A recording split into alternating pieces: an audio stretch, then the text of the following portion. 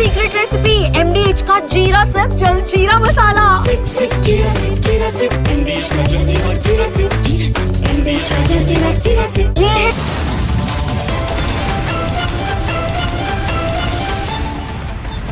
नमस्कार दर्शकों, मैं हूं ऐश्वर्या कपूर और आप देख रहे हैं मेरे साथ पूछता है भारत। और आज पूछ रहा है भारत पूरी दुनिया से कि क्या तुमको दिख नहीं रहा कि आतंक का सरगना कौन है। पूछता है भारत पूरी दुनिया से, क्या तुम्हें समझ नहीं आ रहा कि पूरी दुनिया में अगर आतंक फैल रहा है तो वो पनप कहां रहा है। पूछता है भारत पूरी दुनिया से कि अगर तुम डर रहे हो आतंक के खिलाफ एक्शन लेने से तो भारत नहीं रुकेगा। पूछ रहा है भारत पूरी दुनिया से, which includes China and the US, कि अगर देखकर भी अनदेखा करने का तुमने ये नया नियम बनाया है तो वो तुम्हारे लिए है, हमारे लिए नहीं। 7 समंदर पार बैठ के अमेरिका के लिए बहुत आसान है। It's very easy for America viewers. आप समझिए ये बात, 7 समंदर पार है अमेरिका। पाकिस्तान को ये बोल के छोड़ देना, हर बार माफ कर देना, हर बार किसी ना किसी बहाने से, और कहीं ना कहीं हर बार वो बहाना, हर बार वो मोहलत, हर बार वो तश्तरी में रख के कभी पैसा तो कभी किसी बहाने, वो सब न्यूक्लियर आर्सेनल के पीछे होता है। वो सब इसलिए होता है कि देखो पाकिस्तान के पास न्यूक्लियर बम है, देखो पाकिस्तान के पास न्यूक्लियर है, देखो पाकिस्तान एक न्यूक्लियर पावर है, देखो पाकिस्तान। क्या देखें हम, क्या देखें हम? ये बात ट्रंप भी जानता है और शी जिनपिंग भी, ये बात व्लादिमीर पुतिन भी जानता है और मोहम्मद बिन सलमान भी, कि पाकिस्तान एक बार फायर कर सकता है, रीलोड करने की कैपेसिटी नहीं है। कभी रीलोड की है बंदूक, रीलोड नहीं कर सकता पाकिस्तान। ये गीदड़ भभकी के पीछे, न्यूक्लियर गीदड़ भभकी के पीछे पाकिस्तान सिर्फ और सिर्फ आतंक की फैक्ट्री चला रहा है। और वो भी पाकिस्तान अकेले नहीं है, वो भी पाकिस्तान अपने आप में कुछ नहीं कर सकता। पाकिस्तान को पूरा सपोर्ट चीन से है।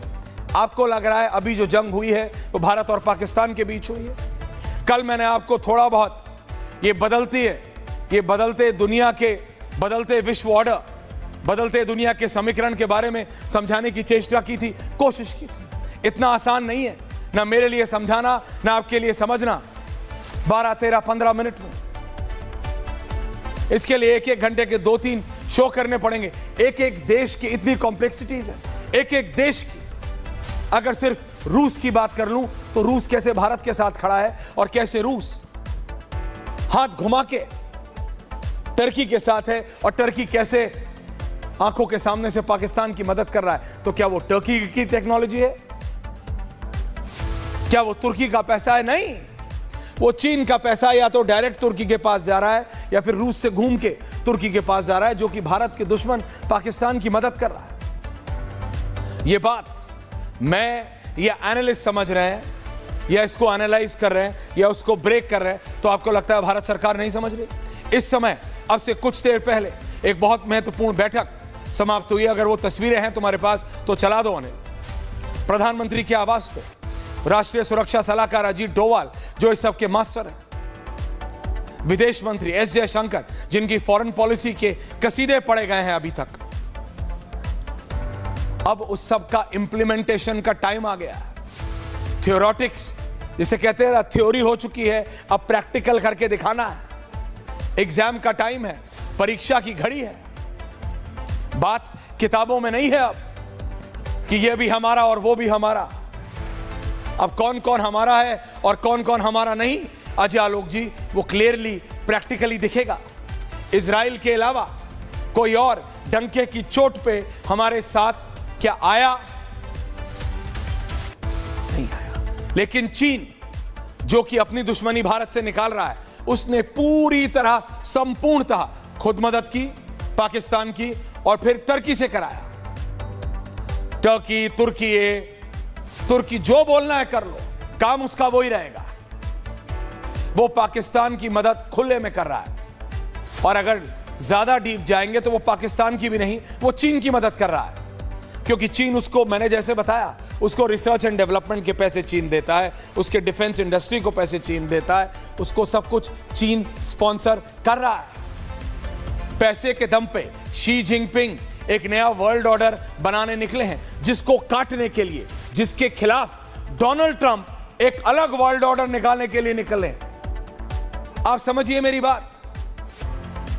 चीन एक अलग अपना वर्चस्व कायम करने के लिए निकल रहा है। वो हर देश को समझा रहा है। उसने रूस को, मैं अगर 100% नहीं कहूंगा, इफ नॉट 100%, कम से कम 40% अपने कंट्रोल में ले लिया है, चाहे वो पैसे के दम पे हो। रूस यूक्रेन वॉर के बाद रशियन इकोनॉमी इज इन टैटर्स। हालांकि हमने अपनी फॉरेन पॉलिसी का इस्तेमाल करते हुए रूस की मदद की, रूस से तेल खरीदा, रूस को बेल आउट किया, लेकिन क्या उसका डायरेक्ट फायदा हमको मिला? S-400 रूस ने हमको दिए। वो S-400 कितने कारगर रहे हैं ये आप भी जानते हैं और हम भी, लेकिन अब समय आ गया है S-400 पे रुकना नहीं है। S-400, 500, 600 ये जहां तक जाते हैं वहां तक लाना, क्योंकि चीन रुकने वाला नहीं है। आप बात समझिए, हम एक ऐसे दुश्मन से लड़ रहे हैं। अभी डोमेस्टिकली हम बात कर सकते हैं, करेंगे, कल भी की थी। अलग लेवल की तू मैं चल रही है। हमें समझना है, बीजेपी को डोमेस्टिक भी देखना है, बीजेपी को यह भी देखना है कि ये कैसी ये बनाया जा रहा है। तो ये आपको बहुत बारीकी से समझना पड़ेगा कि आखिरकार हो क्या रहा है पूरी दुनिया में। ट्रंप ऐसे ही नहीं, एक के बाद एक मिडिल ईस्टर्न देशों के पास जा रहे हैं। ट्रिलियंस ऑफ डॉलर्स, इकाई दहाई सैकड़ा हजार, 10,000 लाख, 10 लाख, अरब, 10 अरब, खरब वरब में पहुंच गए यार। ट्रंप खरबों की डील लेके आ रहा है, क्योंकि उनको पता है कि चाइना क्या कर रहा है पैरेलली। ये सब इंटरनेशनली जियोपॉलिटिक्स तब हैंडल होती है जब आप डोमेस्टिकली, जब ट्रंप अमेरिका में कॉन्फिडेंट है कि मैं अपने होम ग्राउंड पे कॉन्फिडेंट हूं, अब मैं किला फतेह कर लूंगा, अब मैं दुनिया में निकल जाऊंगा। शी जिनपिंग को कोई दिक्कत नहीं है। उनको पता है जो उनका विरोध करेगा वो जेल में जाएगा, बिजनेसमैन हो या नेता। ऐसे ही पुतिन के साथ है। उनको पता है जो उनका विरोध करेगा जेल में जाएगा, चाहे वो कोई भी हो, ओलिगार्क हो या कोई नेता हो, या मारा भी जा सकता है रूस में। तो Bharat is the only democratic country. Please try to understand in 2 minutes, Ajay ji मैं आ रहा हूं, which is fighting China, which is not directly aligned to US। हम अपना घर अपने आप बनाने की क्षमता रखते हैं। हम अपना घर अपने आप सुरक्षित रखने की क्षमता रखते हैं, लेकिन यह बदलता वर्ल्ड ऑर्डर हमारे लिए बहुत महत्वपूर्ण है, बहुत महत्वपूर्ण है। जो शी जिनपिंग कर रहे हैं वो खतरे की घंटी है, वो खतरनाक है। अगर आप ये मानते हैं कि अभी जो हुआ है वो सिर्फ पाकिस्तान और भारत के बीच की जंग है, वो बिल्कुल नहीं है। पाकिस्तान के बस का नहीं है। पाकिस्तान सिर्फ गधे बेच सकता है, एंड दैट इज इट। वो मिसाइल चीन की है, वो ड्रोन चीन की है, चाहे उस पे मेड इन टर्की लिखा हो या मेड इन ईरान। वो बंदूक जो पाकिस्तानी फौजियों के पास है वो शी जिनपिंग की है। जो हथगोले आसिफ मुनीर के, उन डरपोक फौजियों के पास हैं पाकिस्तान के, वो शी के भेजे हुए हैं। एक एक मिसाइल, एक एक गाड़ी, एक एक, मैं क्या बताऊं, जहाज, वो हर चीज शी जिनपिंग का भेजा हुआ है, चाहे वो डायरेक्ट चीन से गया हो या तुर्की से। आपको पता है, मैंने डिटेल्स निकाली, पाकिस्तान की इकोनॉमी किस तरीके से, किस हद तक चाइना पे डिपेंडेंट है। अभी मैंने आपको बताया। अजय जी, ये प्लीज समझने की बात है कि चाइनीज आर्मी छोड़िए, बंदूक, हैंड पिस्टल से लेके माउजर, उनकी कार्ट्रिजेस, उनकी स्नाइपर गन्स, एक ऐसा डिफेंस का सामान नहीं है जो पाकिस्तान गलती से भी खुद बना ले, गलती से भी। यहां तक कि उनकी बंदूक रखने का जो हॉल्स्टर होता है वो भी चाइना से आता है। आप समझिए, ये जंग, ये आसिफ मुनीर, ये चाचू विस्की है, जो भी अर्नब ने इसको नाम दिया था, इसकी बात ही नहीं है। ये टैंक पे खड़ा होके हमारे प्रधानमंत्री की एक चीप कॉपी, अगेन जैसे चाइना से आता है ना चीप कॉपी, ये Pakistan is a cheap copy of China. Please understand this. वो कॉपी करना चाहते हैं हर अच्छी चीज को। प्रधानमंत्री गए एयरबेस पे हमारे यहां, वहां पे उन्होंने एक टैंक कहीं खेतों में खड़ा कर दिया, उसके ऊपर कामोफ्लाज डाल दिया, सीढ़ी लगाई, सीढ़ी पे कोई टैंक से चढ़ता है क्या? ये कैसा प्रधानमंत्री है? अब बात समझिए, ये पाकिस्तान का। प्लीज अपनी अकल मत चलाओ। अनिल, मैं बहुत कैटेगोरिकली बोल रहा हूं, ये इनके हेलमेट पाकिस्तानी फौजियों के, ये इसकी टोपी, इसका डंडा आसिफ मुनीर का, यहां तक कि इनके खुद के झंडे, पाकिस्तान का फ्लैग, आपको पता है पाकिस्तान में नहीं बनता, चाइना में बनता है। हम पाकिस्तान से लड़ ही नहीं रहे थे, हम चाइना से लड़ रहे हैं। ये बात क्लैरिटी से रखिए दिमाग में, क्लैरिटी से।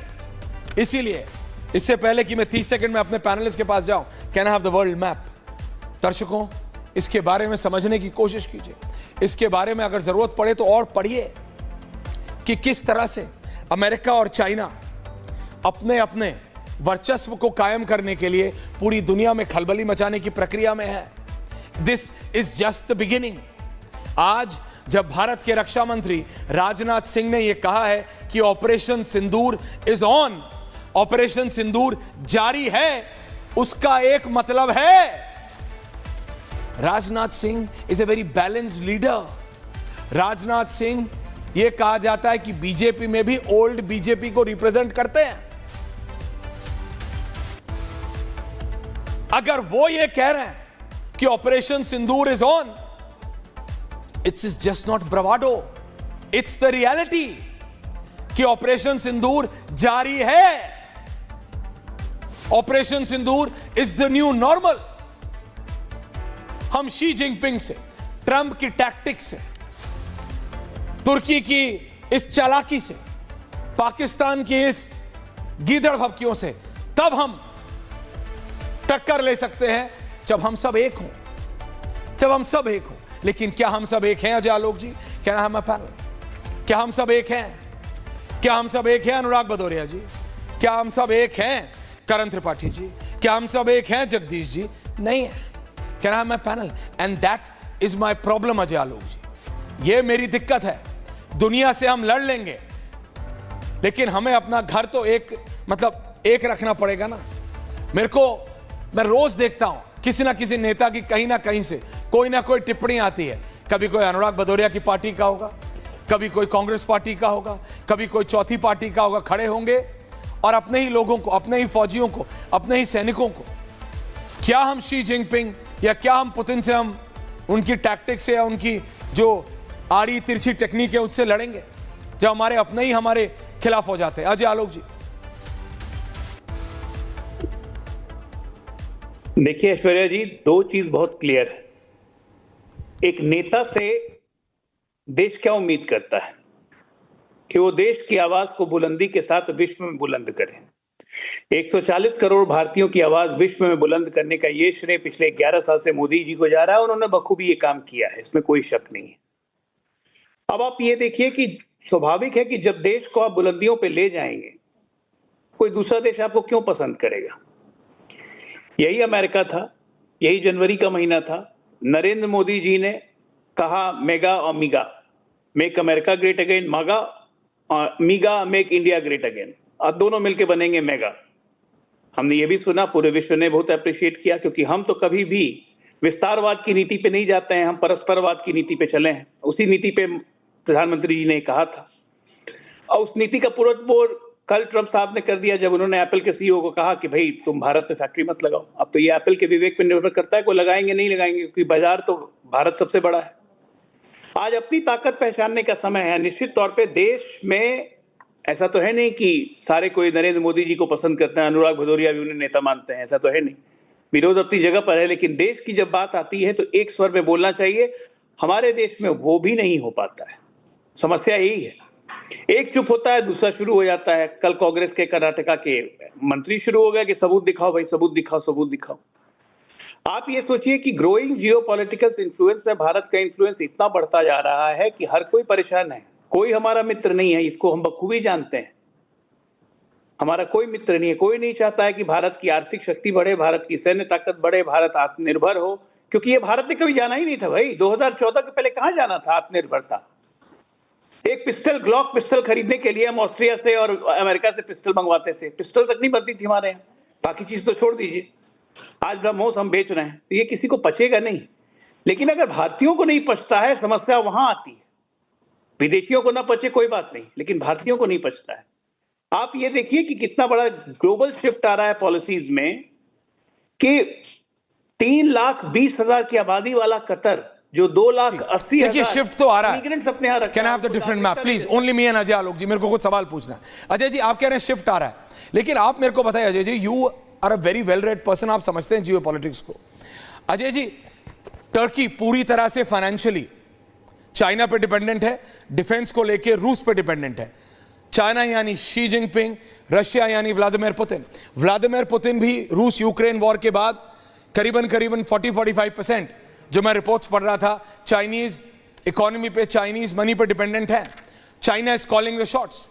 टर्की खुले में पाकिस्तान के समर्थन में आया, बूट्स ऑन ग्राउंड किए सर। हमारे रिटेलिएशन में 2 टर्किश मिलिट्री ड्रोन ऑपरेटर्स मारे गए हैं, बूट्स ऑन ग्राउंड थे टर्की के। भारत को जरूरत नहीं है, लेकिन किसी ने भारत के लिए बूट्स ऑन ग्राउंड की पेशकश भी नहीं की। अभी बुक से बाहर प्रैक्टिकलिटी देखनी पड़ेगी। इजराइल हमारे साथ है, फ्रांस हमको दे रहा है, अमेरिकन प्रेसिडेंट जाते हैं कतर में जाके उसी टर्की को, क्योंकि वो नेटो का भाग है, only Islamic country in the world which is part of NATO, उसको $300+ मिलियन के मिसाइल सिस्टम देते हैं। ये एक बदलता समीकरण है जिसमें भारत को अपना बैलेंस खुद बनाना है। हम इधर हैं कि इधर हैं, हम यहां हैं। रशिया कहने को हमारे साथ है, लेकिन अगर पुतिन चाहते तो अर्दोगान वो नहीं करता, लेकिन अर्दोगान पुतिन से ज्यादा शी के इंप्रेशन में है। हम पाकिस्तान से नहीं, हम चीन से लड़ रहे हैं, हम चीन के पैसे से लड़ रहे हैं, हम चीन की एग्रेसिव नेचर से लड़ रहे हैं। अजय जी देखिए ऐश्वर्या जी, चीन बहुत चालाकी से मुस्लिम ब्रदरहुड को हमारे खिलाफ इस्तेमाल कर रहा है। उसी मुस्लिम ब्रदरहुड का इस्तेमाल अब ट्रंप भी कर रहे हैं। आप याद कीजिए 2017 में यही ट्रंप साहब ने कतर को आतंकवादी देशों की मदद करने वाला सबसे बड़ा देश बताया था। 2017 में सीरिया पर तमाम तरह के प्रतिबंध लगाने शुरू किए थे, और अब आज की तारीख में उसी सीरिया से $1.8 ट्रिलियन की डील करके उसी कतर को सारे हथियार देंगे, सब कुछ मॉडिफाई करेंगे, उसी सीरिया पे सारे प्रतिबंध हटा दिए। तो ये वर्ल्ड का इस्लामिक ऑर्डर अपने हिसाब से, अपने मुनाफे के हिसाब से बदल रहा है। मैं तो कह ही रहा हूं कि भारत के साथ खड़े होने की उसी को आवश्यकता पड़ेगी जिसको भारत के साथ मजबूती संबंध रखना है, मजबूत से व्यापार करना है। और हम भी अपनी ताकत जानते हैं। हमारी ताकत हमारी बाजार है, हमारी आत्मनिर्भरता है, हमारे प्रोडक्ट हैं। हमारी ताकत हमारी 140 करोड़ भारतीय हैं। हमें किसी पर निर्भर होने की जरूरत नहीं है। ये नया भारत है, ये न्यू नॉर्मल है। न्यू नॉर्मल जब प्रधानमंत्री जी ने कहा था तो ये सिर्फ युद्ध के समय के लिए नहीं कहा था। ये तमाम चीजों में अब न्यू नॉर्मल शुरू होगा, जहां पे विश्व का पूरा ऑर्डर चेंज कर रहा है। अब भारत को अपना ऑर्डर बनाने की जरूरत है, और हम ऑर्डर बनने की तरफ अग्रसर है। मेरी दिक्कत नहीं, हम ऑर्डर बनाएंगे, लेकिन अगर आप इसे एनालाइज करें, क्योंकि इससे पहले अनुराग जी आ रहे हैं अगले 2 मिनट में, सतीश जी आ रहे हैं, डोमेस्टिक पॉलिटिक्स पे बात होगी। लेकिन अजय जी इसको 1 मिनट तो देखिए। चाइना ओवर इंपोज कर रहा है, सिर्फ साउथ एशिया में नहीं। जिस तरीके से उसने टर्की का इस्तेमाल किया, टर्किश ड्रोन्स कहते हैं। टर्किश कंपनीज का 95% R&D, research and development China में होता है। उनको फंडिंग चाइनीज एनजीओज दे रहे हैं, चाइनीज थिंक टैंक्स दे रहे हैं, यानी चाइना का सब कुछ टर्की में चल रहा है। वो अगर वाया टर्की भारत के खिलाफ आर्म्स एंड एम्युनिशंस पाकिस्तान को दे रहे हैं, इट्स अ क्लियर फाइट। हम एक फ्रंट पे जरूर लड़ रहे हो, लेकिन हम लड़ चीन से रहे हैं, और उसके लिए हम किसको साथ ला रहे हैं? अमेरिका कभी आएगा नहीं, रशिया चीन के दबाव में आ चुका है। So are we on our own? ऐसा नहीं है कि सब हमारे साथ नहीं है, रशिया पूरी तरह से चीन के दबाव में आ गया है, ऐसा बिल्कुल नहीं है सर। S-400 के बाद S-500 हम लोग जॉइंटली डेवलप भी करने जा रहे हैं। मैंने कहा ना कि ये सब बाजार पे डिपेंड करता है और आपकी लीडरशिप पे डिपेंड करता है। और ये मुस्लिम ब्रदरहुड के कारण आया। चाइनीज टेक्नोलॉजी की हमें चिंता नहीं है। टर्की ने कितने ड्रोन चला लिए भारत में? अनुराग भदौरिया ऑल्सो। तो टर्की के ड्रोन्स को भी अपनी हैसियत पता चली गई होगी, उसकी चिंता हमें नहीं है। हमें चिंता है कि आज की तारीख में हमारी आत्मनिर्भरता का कोई भी प्रोजेक्ट रुके नहीं, हम मजबूती से आगे बढ़ते रहें। और जिस तरह से, सबसे अच्छी बात क्या है देखिए भारत की, जिस तरह से डोनाल्ड ट्रंप आज की तारीख में अमेरिका में बहुत पॉपुलर हैं, उसी तरह नरेंद्र मोदी जी की भी पॉपुलैरिटी हिंदुस्तान में कम नहीं है। पूरी तरह से लोकतांत्रिक व्यवस्था के अधिकार के हिसाब से नरेंद्र मोदी के साथ आज की तारीख में पूरा देश खड़ा है। यहाँ कोई डिक्टेटरशिप नहीं है चाइना की तरह या रशिया की तरह। तो इसीलिए भारत आंख मूंद के उस नेतृत्व पर भरोसा करता है। और जो नरेंद्र मोदी जी की कार्यशैली या कार्य क्षमता पे या कुशलता पे सवाल उठाते हैं, उनको लगातार पिछले 11 साल के रिकॉर्ड्स देखने चाहिए कि भारत ने क्या क्या कर लिया जो आज तक कभी नहीं कर पाया था। 4 दिन के अंदर पाकिस्तान को घर में घुस के पीट दिया हमने, एक न्यूक्लियर पावर स्टेट होने के बावजूद। पूरा विश्व देखते रह गया और पूरा विश्व हमसे गुहार लगा रहा था। सिर्फ एक कंट्री नहीं, अगर जियो पॉलिटिक्स की बात करें तो न्यूक्लियर पावर जब भी दो नेशन भिड़ते हैं तो वो पूरे विश्व की चिंता होती है। और जो लोग कह रहे थे डोनाल्ड ट्रंप ने मध्यस्थता करवा दी, कल डोनाल्ड ट्रंप खुद ही पलट गए कि मैंने कोई मध्यस्थता नहीं करवाई। डोनाल्ड ट्रंप खिलाड़ी आदमी है। 6 दिन से ये लोग डिबेट क्यों कर रहे हैं? अजय जी, डोनाल्ड ट्रंप खिलाड़ी आदमी है, लेकिन वो अमेरिका के राष्ट्रपति हैं अब, इसलिए ही कमांड्स, मैंने कल भी बोला था, he commands respect being American president. Otherwise जो उनसे एक भी बार मिला जब वो अमेरिकन प्रेसिडेंट नहीं थे, बीच में जब हारे थे, जब प्रधानमंत्री यूएस गए थे, I spend good, me and 3 other journalists, we spent good 20 minutes with him in the UN, संयुक्त राष्ट्र। वो समझ आ जाता, he is a player, he is a businessman।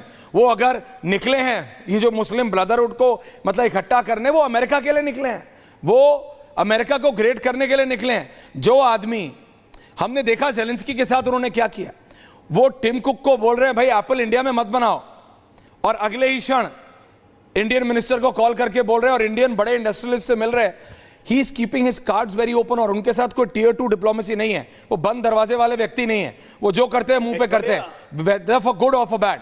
Ajay ji आ रहा हूं वापस, लेकिन अनुराग भदौरिया, एक बात ओके प्लीज बोलिए, बोल के खत्म करता हूं। बोलिए। मैं कह रहा हूं मुस्लिम ब्रदरहुड सिर्फ ट्रंप नहीं बनाने निकले हैं, मुस्लिम ब्रदरहुड ऑलरेडी मोदी जी बना चुके हैं। मत भूलिए कि भारत 20 से 25 करोड़ मुसलमानों का देश है, दूसरी सबसे बड़ी आबादी है। और इस पाकिस्तान के झगड़े में मैक्सिमम मुस्लिम कंट्रीज हमारे समर्थन में खड़ा रहा, मैक्सिमम, चाहे वो सऊदी अरब हो, चाहे वो यूएई हो, चाहे वो कतर हो, सब हमारे समर्थन में करे थे। और तुर्की फुर्की के इधर उधर होने से कोई फर्क नहीं पड़ता है।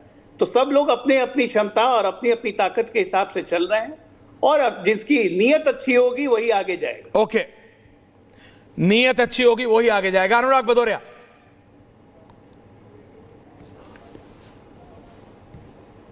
अनुराग जी देखिए, अभी बात हो रही थी, बिल्कुल सही कहा था आपने ऐश्वर्या जी, आपने बिल्कुल सही कहा था ऐश्वर्या जी, अपने ही अपनों के खिलाफ हैं। नया भारत कैसा है देख लीजिए। नया भारत ऐसा है कि महाराष्ट्र के मंत्री कहते हैं अपनी ही सेना का मनोबल डाउन करते हैं, बहादुर बेटी जो हमारी है एक सेना अधिकारी को आतंकवादी की बहन बोलते हैं। ये भारतीय जनता पार्टी के नेताओं का नया भारत है। ये भारतीय जनता पार्टी के नेताओं का नया भारत है। विजय सिन्हा बिहार में कहते हैं कि उनका ये बिहार का सपूत सिंदूर ऑपरेशन में शहीद हो गया, और कहते मुझे पता ही नहीं चला, इसलिए उनकी मैं अंतिम यात्रा में शामिल नहीं हो पाया। इसी तरह से एक और डिप्टी सीएम है नए भारत के, वो पाए जाते हैं दोबारा से मध्य प्रदेश में ही। वो क्या कह रहे हैं, सेना और सैनिक प्रधानमंत्री के सामने नतमस्तक हैं। एक और नए भारत में, इनके जो नया भारत है उसकी परिभाषा दे रहा हूं, एक और नए भारत में एक विधायक है राजस्थान में, वो तिरंगा यात्रा निकालते हैं, उसी तिरंगा से अपना मुंह पूछते हैं, वो नए भारत का परिभाषा बता रहे हैं। एक और है राज्य मंत्री प्रतिमा बागरी मध्य प्रदेश की, जो विजय शाह जो कहता है कि सूफिया कुरैशी जी आतंकवादी की बहन है, तो उसके बयान का बचाव करती हैं। और नए भारत की एक और परिभाषा देखिए, नए भारत में जब वो मंत्री मंच पे खड़ा होकर कह रहा है कि सूफिया कुरैशी जी आतंकवादी की बहन है, तो वहां ताली पीट रहे थे लोग। यह है उनके अंदर में जहर। सोचिए, नए भारत का है ये। नए भारत में भारतीय जनता पार्टी के नेता उसके बयान पे ताली पीट रहे थे, तो क्या उनके खिलाफ कार्रवाई नहीं होनी चाहिए? नए भारत की और परिभाषा सुनिए।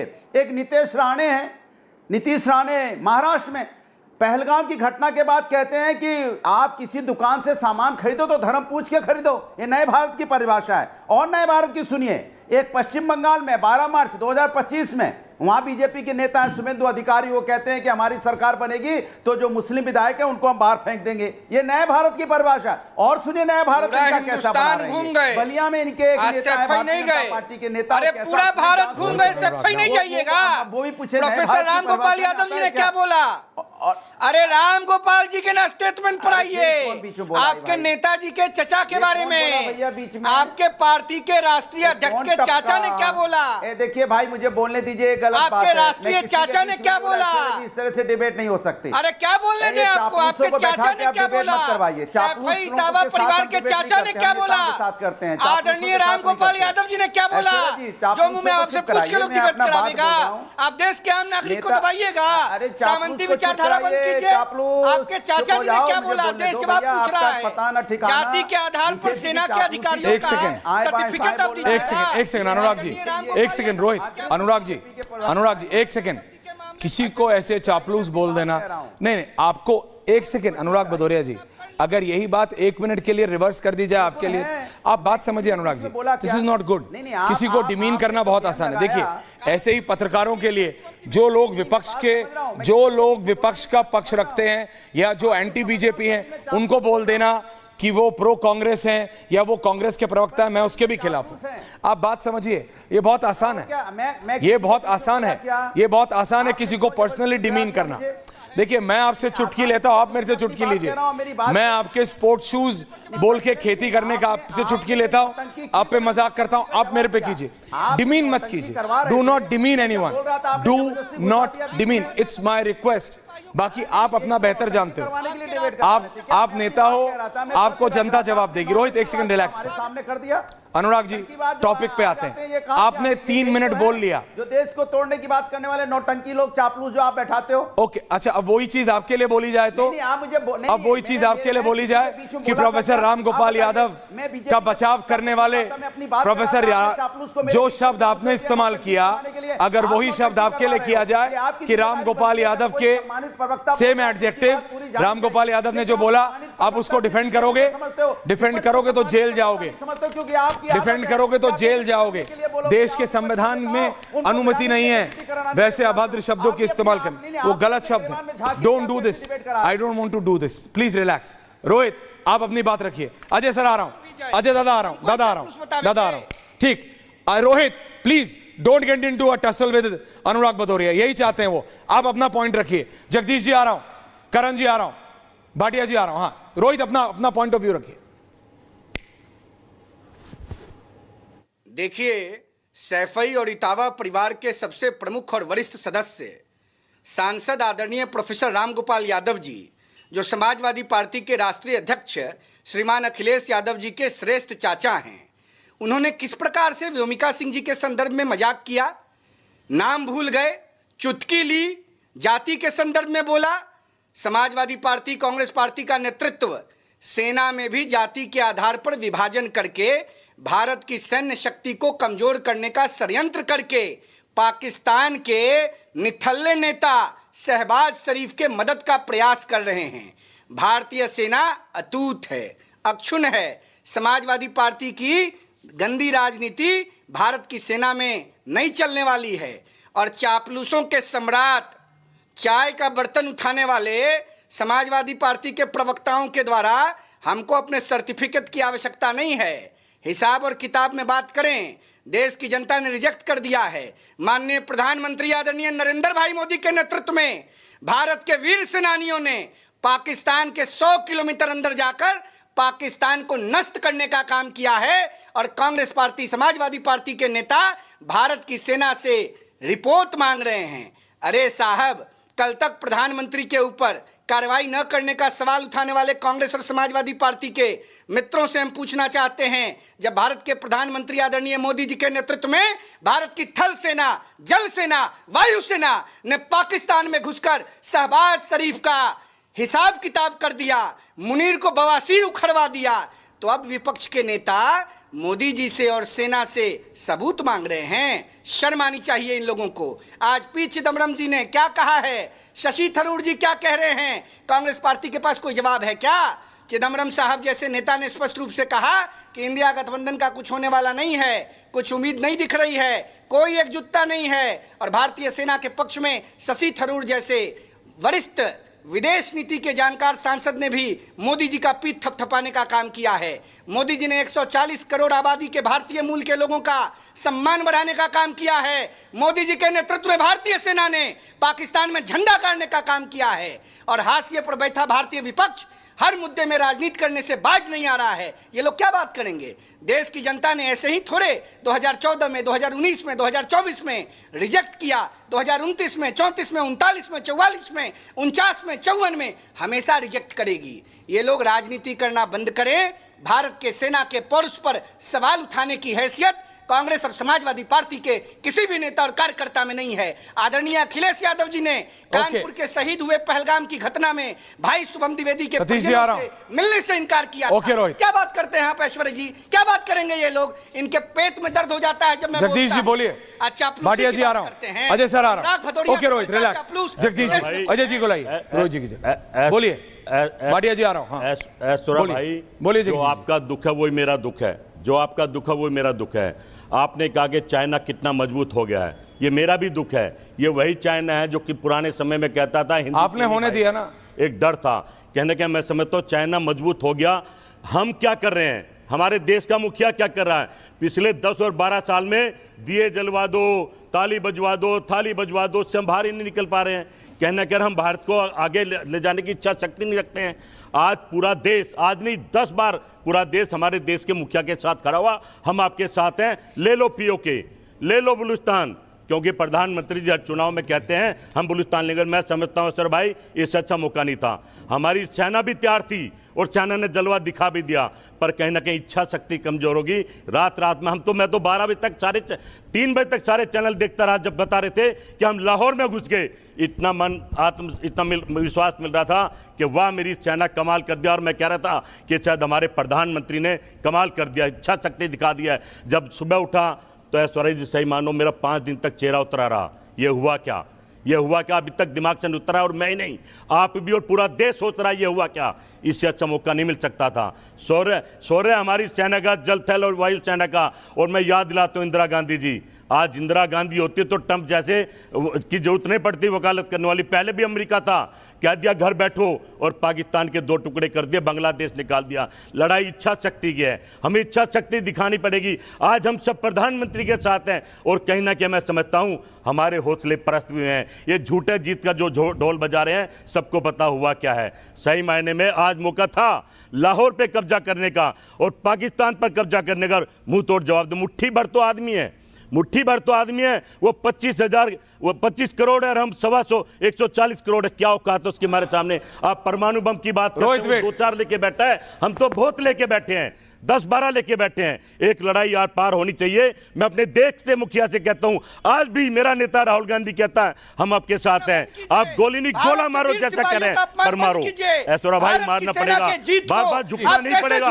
ये टीवी में बैठ कर राहुल गांधी की भाषा बोलना बंद कीजिए। राहुल गांधी, कांग्रेस पार्टी, समाजवादी पार्टी और भारत का तमाम विपक्ष का लोग लगातार सेना की जीत को झूठा जीत बोल रहा है। शर्माइए आप। भारत की सेना के जीत को झूठा कैसे बोला? देश की जनता माफ नहीं करेगी।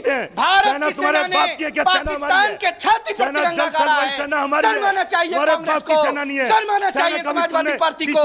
भारत के वीर सेनानियों के पराक्रम को झूठा जीत बोलने वाले कांग्रेस नेता को बाइकॉट करता है देश, कांग्रेस पार्टी को बाइकॉट करता है देश। Boycott Rahul Gandhi, boycott Priyanka Gandhi, boycott Sonia Gandhi. Bharat की सेना को झूठा। Both of you down. Ajay ji, Bhatia ji and Satish ji and Karan Tripathi, 4 people. Ajay Alok, Ajay ji. देखिए ऐश्वर्या जी, आपकी डिबेट थी जियो पॉलिटिक्स और भारत का क्या रोल होना चाहिए। यहाँ जियो पॉलिटिक्स के लिए भाई थोड़ा ग्रे मैटर वाले को बुलाया कीजिए ना। यहाँ जियो पॉलिटिक्स को ऐसे डिमीन नहीं कर सकते। प्रोफेसर है वो। नहीं, मैं किसी का नाम नहीं लिया हूँ। आपने नाम क्यों ले लिया? नहीं, क्योंकि मैं आपका नाम। अरे आपके प्रिय मित्र हैं, आपके BFF हैं, आपके बेस्ट फ्रेंड फॉर एवर है अनुराग। जी भर के देखिए, जी भर के पॉलिटिक्स हो रही है तो करिए जी भर के पॉलिटिक्स, कोई दिक्कत नहीं है। 1971 में इंदिरा गांधी ने तोड़ दिया, शर्म नहीं आती है? चिकन नेक हमारा कितना बड़ा है? आधा किलोमीटर। क्यों नहीं उसको 100 किलोमीटर का कर लिया 1971 वॉर में? आज देख रहा था, विंग कमांडर अभिनंदन याद है आपको? 2019 में हम छुड़वा के लाए थे, पूरे देश में जश्न मना था। 1971 के वॉर में 542 सैनिक हमारे पाकिस्तान में रह के सड़ के मर गए जेल में, क्यों नहीं ला पाए हम? 93,000 की पैंट उतरवाई थी। ये बात आज वो सब बातें करने का नहीं है। 1971 का भारत और 2025 के भारत में जमीन आसमान का अंतर है। कृपया करके इंदिरा गांधी को मत लाइए, मनमोहन सिंह को भी याद कर लीजिए तब 26/11। सेना हम आपके बाप की है, सेना इनकी नहीं है। गली का गुंडा कहते थे ना सेना के चीफ को, सेना आज इनकी हो गई। अपने सेना से सबूत मांगते हैं, सेना इनकी हो गई। क्या मतलब ये घटिया पॉलिटिक्स कर करके मन नहीं भरता है। और मैं आपको बताता हूँ आप लोग को, मैं जानबूझ के टोकता नहीं हूँ, डिस्टर्ब नहीं करता हूँ, क्योंकि मैं चाहता हूँ कि ये लोग बोलें। सतीश जी आ रहा हूँ, मैं चाहता हूँ ये लोग बोलें। ये लोग जब जहर बुझी बात बोलेंगे ना, जनता सुनेगी, तब इनके दिल का जहर लोग को पता चलेगा। मैं इसलिए नहीं टोकता हूँ इनको। बोलिए जितना बोलना है, बोलिए जितना बोलना है। आप अपनी जहर बुझी बातों को बोलते रहिए, क्योंकि आप लोग एजेंट हैं। वोट बैंक, जॉर्ज सोरोस के यहाँ बैठे हुए एजेंट हैं आप लोग, जिन्होंने एक ही सुपारी उठा रखी है कि भारत को कमजोर कैसे करना है। इस्तेमाल किया है। अरे यार क्यों एक बात पेन के लाइन से एक ही लगाते रहते हो? कोई नहीं अगर तो लाओ। आपके मंत्री तुर्की के बारे में क्या कहना है भदौरिया? तुर्की दोस्त है कि दुश्मन है? सिंदूर ऑपरेशन में अनुराग भदौरिया शहीद हो गया, उन्हें पता ही नहीं। तुर्की में कांग्रेस पार्टी का दफ्तर क्यों खुला 2019 में? ये कौन लोग हैं? ये नया भारत समाजवादी पार्टी का भी खुल गया क्या? जिनको पता ही नहीं चलता शहीद हो गया देश का। तुर्की में 2019 में कांग्रेस का दफ्तर क्यों खुला? नहीं, ये चेक करना पड़ेगा कि समाजवादी पार्टी के कौन से नेता पिछली बार इस्तांबुल गए थे। विदेश की यात्राएं बहुत होती हैं सर, कांग्रेस और समाजवादी पार्टी के नेताओं की, तो जरा चेक करना पड़ेगा इस्तांबुल कौन गया था। But that is on a lighter note. जो मैं कह रहा हूं वो बात बड़ी सिंपल है सतीश जी। नहीं, अनुराग जी आप बात समझिए। सतीश जी देखिए, दुनिया में दो ध्रुव बन रहा है, एक अमेरिका बना रहा है, एक चाइना बना रहा है। भारत के लिए बहुत दुविधा कहिए या बहुत बारीक लाइन है। हम अपने इंटरनल ये दिक्कतें तो रहेंगी, ये छीटा कशी, ये गाली गलौज चलता रहेगा। बिल्कुल ये है, ये गाली गलौज, उससे कम कुछ है नहीं। बिल्कुल बिल्कुल। मैं भाटिया जी आ रहा हूं उसके बाद, लेकिन सतीश जी इसको थोड़ा समझना पड़ेगा ना कि आखिरकार हो क्या रहा है। हाँ मैं आज मैं लंबा जाने वाला हूं, 50 है। दुनिया में बंदर बाट चल रहा है। हाँ, बंदर बाट चल रहा है, और जितने ये जो बड़े मठाधीश चौधरी हैं, ये सब खेल कर रहे हैं, मदारी का काम कर रहे हैं, और हम लोग नाच रहे हैं। आपको ट्रंप को भी अब जॉर्ज सोरोस ही समझना चाहिए ऐश्वर्या जी। ये सब खेल खिलाने में लगे हुए हैं। अभी अजय भाई ने कहा कि ग्रे मैटर की बात, बहुत अच्छी बात कही, उनको सलाम है, लेकिन उसके बाद जो 2 लाइन उन्होंने बोल दिया वो उनको शोभा नहीं देता है।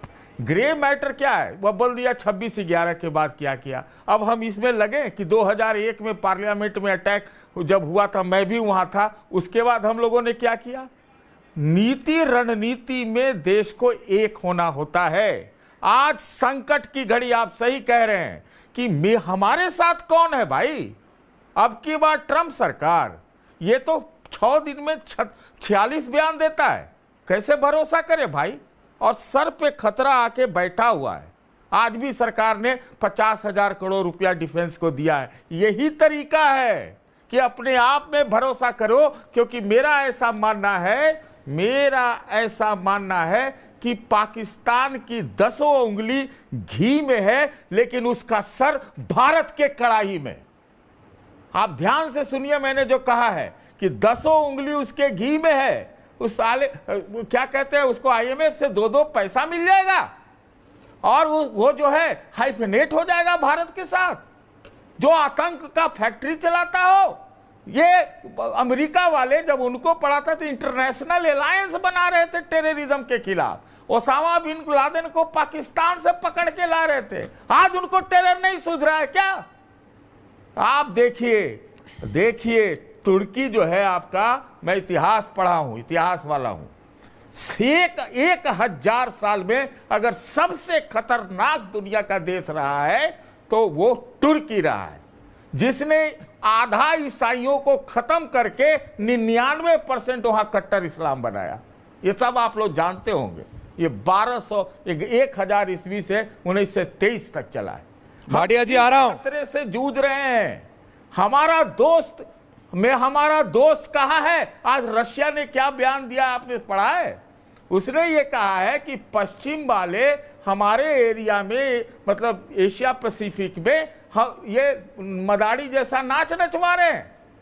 बहुत सीरियस है, बेहद बेहद सीरियस स्थिति में है। और ये सब देश के जो अंदर के जो मदारी लोग हैं बकवास करते हैं, ये दलगत राजनीति में दलदल में घुसे। भाटिया जी, आप ओके मैटर की सही में भाटिया जी, जाए भाई।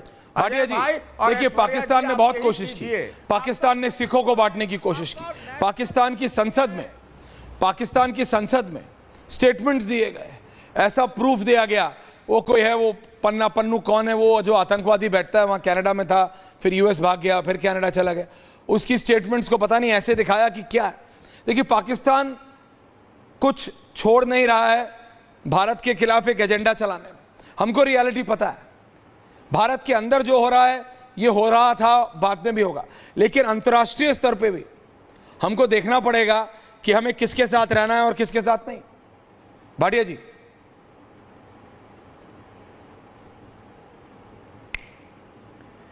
ऐश्वर्या जी, पहली बात तो आपने पुन्नू की बात की, तो मैं फिर पहले भी कह चुका हूं कि वो सिख ही नहीं है, तो पता नहीं सिखों को रिप्रेजेंट उसको कैसे कर रहा है और कौन से सिखों को कराता है, वही जाने। उनकी अपनी कोई राजनीति होगी या अपना कोई पैसे कमाने का तरीका होगा, बट वो सिखों को रिप्रेजेंट नहीं करता है, पहली चीज।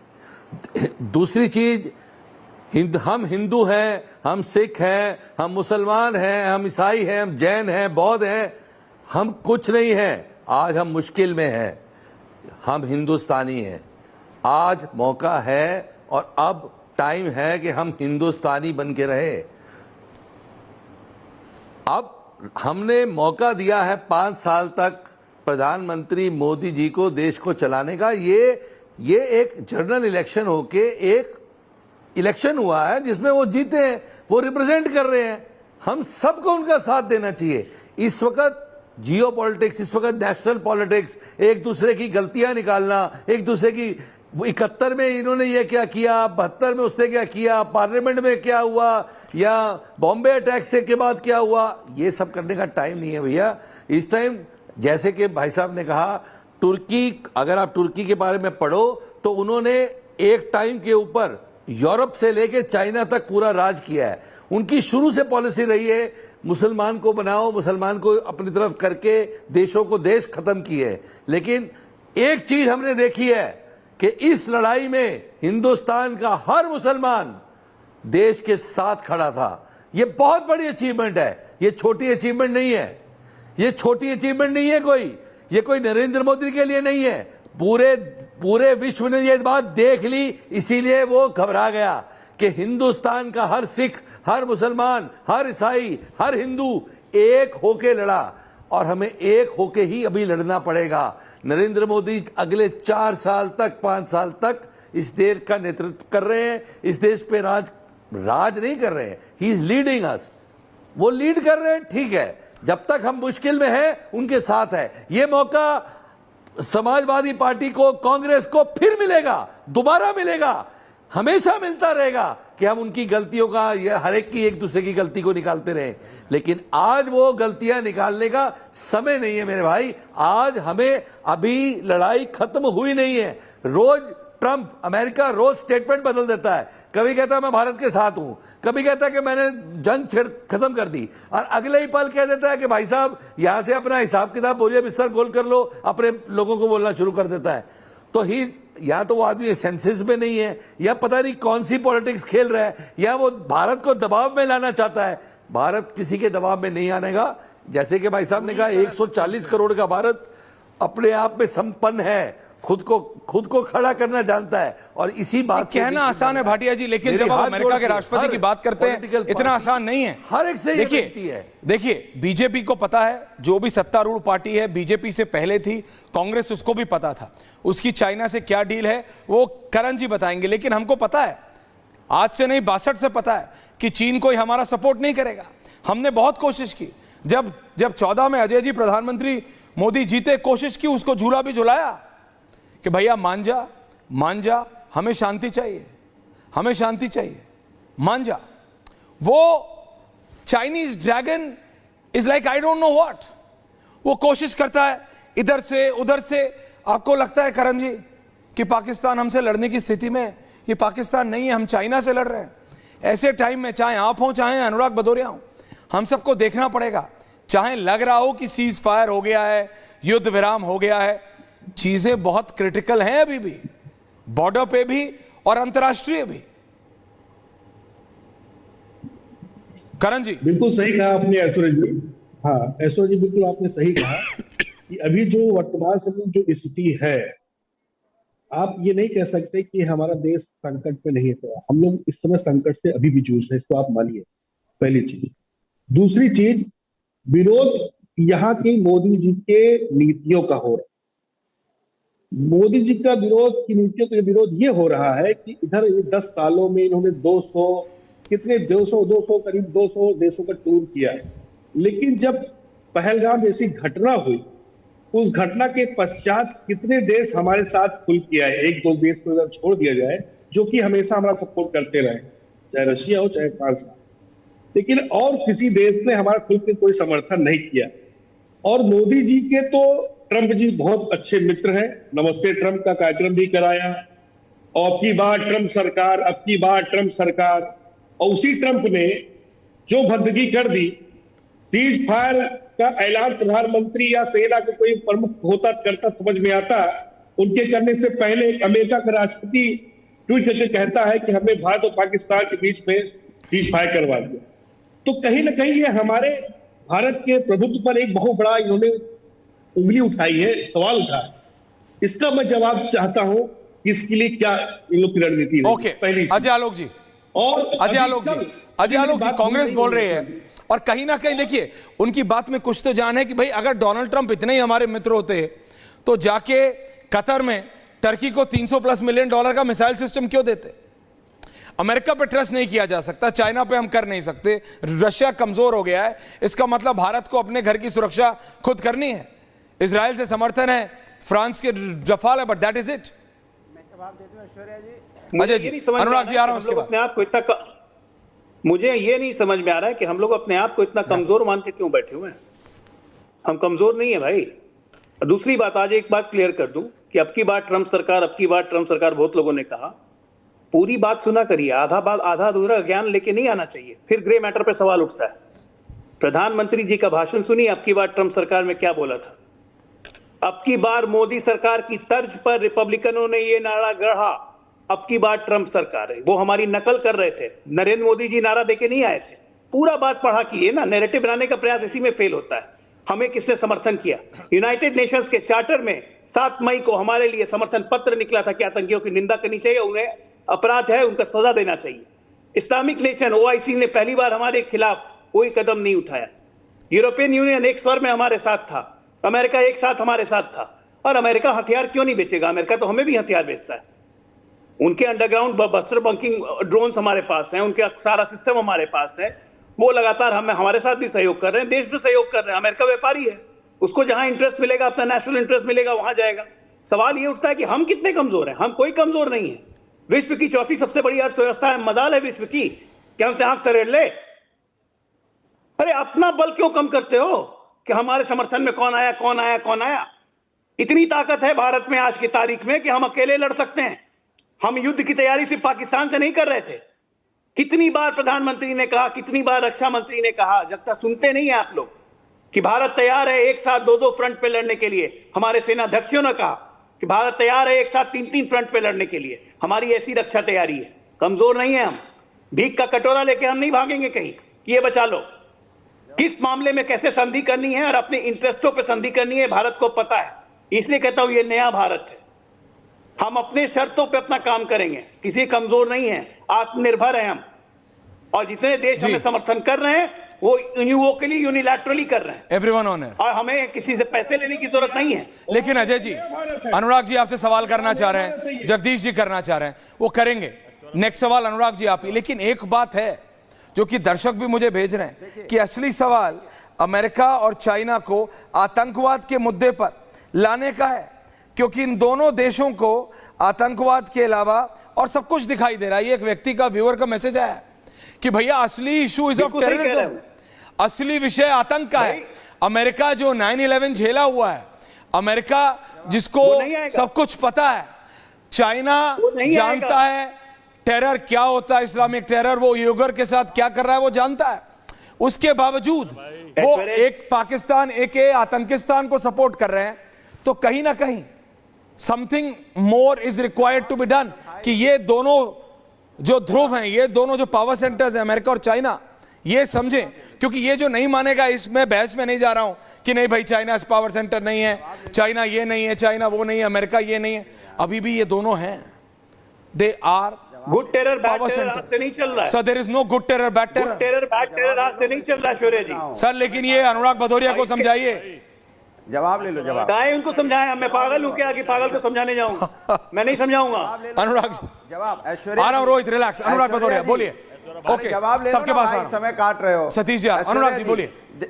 देखिए सवाल है नए भारत की परिभाषा। देखिए नए भारत की परिभाषा ये है कि हमें पता है टर्की हमारा दुश्मन आज से नहीं वर्षों से, लेकिन टर्की के साथ हमारी अगर बिजनेस देखेंगे 2024 में भारत ने $6.66 बिलियन एक्सपोर्ट किया है और इंपोर्ट किया $3.78 बिलियन। आप क्यों उसके साथ बिजनेस कर रहे हैं लगातार?